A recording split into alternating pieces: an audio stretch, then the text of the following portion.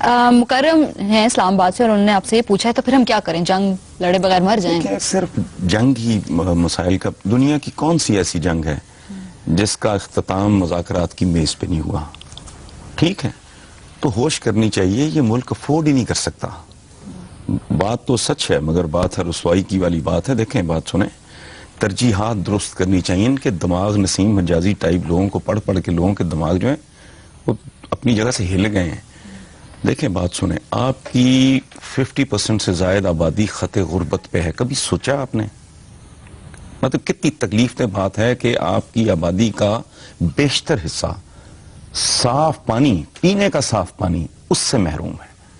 कोई ये अपनी तरजीहात दुरुस्त करो भाई, इस मुल्क के लोगों को तालीम दो, उनकी सेहत का, उनके रोजगार का कुछ सोचो।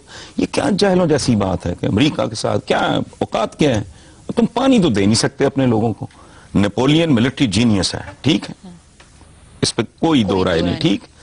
उसका जुमला है जिसका उर्दू तर्जुमा ये बनेगा कि फौजें पेट के बल रेंगती हैं, पेट पे चलती हैं, पांवों पे नहीं। मतलब क्या उसका? इकोनॉमी। भूख मरती कौम है, ना रोटी, ना रोजगार, ना लॉ एंड ऑर्डर, ना बिजली, ना गैस। ये सुपर पावर से लड़ने चले हैं। ये जी इराक में भी शिकस्त हो गई, अफगानिस्तान में बिल्कुल जहालत ज़्यादा ज़हनियत। भाई वो इराक को जेब में डाल के ले जाए, बैठे हैं वो। अफगानिस्तान को क्या करें? ब्रीफ केस में बंद करके ले जाएं। एक किताब है वर्ल्ड आफ्टर 100 ईयर्स, उसमें बड़ा खूबसूरत थीसिस है कि अमेरिका के अपने मकासद होते हैं, अपने अहदाफ वो हासिल कर लेता है। आपको लगता है चला गया, वो अमीर तैमूर चला गया था, ताख्त तराज करके तबाह बर्बाद करके कोई आए आपके घर की ईंट से ईंट बजा दे, ठीक है, जो चाहे उठा के ले जाए, जो चाहे करके चला जाए, बाद में आप कहें देखे वो तो चला गया।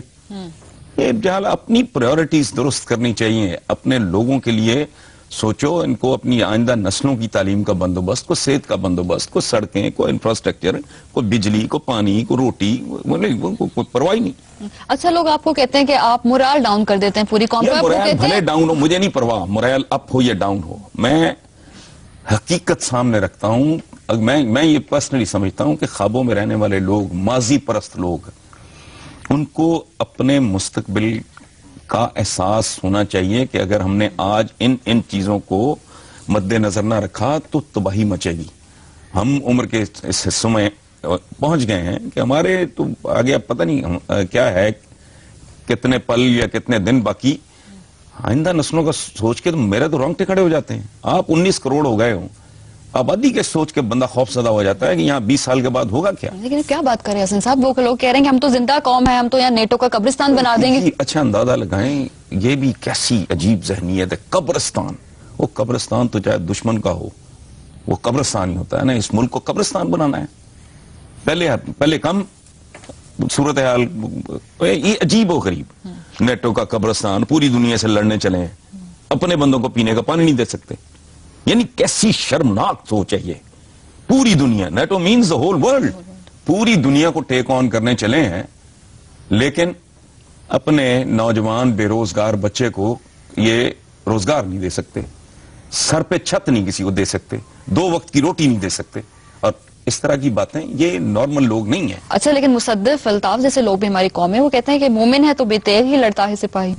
अच्छे, बात सुने, उनको चूंकि ये नहीं पता कि ये शायरी है, ये मुबालगा है। अपनी खोपड़ी इस्तेमाल करने में कोई हर्ज नहीं। मसलन इकबाल ने कहा था कि लड़ा दे ममोले को शाहबाज से। ओ भाई, ये एक शायर का ख्वाब है, उसकी ख्वाहिश है, जिस पे जाहिर है कोई पाबंदी नहीं है। अल्लाह पाक ने ममोला डिजाइन नहीं किया शाहबाज से लड़ने के लिए। अपनी खोपड़ी इस्तेमाल करें। रब्बे जुल जलाल ने, रब्बुल आलमीन ने ममोले को शाहबाज से लड़ने के लिए डिजाइन ही नहीं किया। वो कहना कुछ और चाह रहा है। असल में इकबाल को भी ये समझ थी, जाहिर है, कि ममोला नहीं, वो क्या है, ममोले को प्रोसेस से गुजार के उस स्टेज पे ले जाओ जहां वो शाहबाज को कन्फ्रंट कर सके। इसी तरह ये जो है ना, मोमन है तो बेतेग भी लड़ता है, शायरी वारी इन्हीं चीजों ने बर्बाद करके रख दिया है। अच्छा, और इकबाल का मैं एक जुमला, लेट मी ऐड, एक ऐसा मरीज जिसका मैदा बहुत तबाह हो चुका हो और वो सागूदाने पे जिंदा हो, उसको आप भुना हुआ मुर्ग खिला देंगे तो उसके साथ होगा क्या? बहुत عالی شان عالی دماغ آدمی جو ہے نا، اس کو سمجھنے کے لیے وہ توائی بھی اتنی مچاتا ہے. اگر اس کو سطحی طور پہ آپ دیکھیں گے تو آپ غلط نتائج پہنچیں گے. یہ بے تیغ لڑا تھا نا صدام حسین، پھر ملا عمر، پھر کرنل قذافی، یہ بے تیغ لڑے تھے نا ماشاءاللہ. اسی طریقے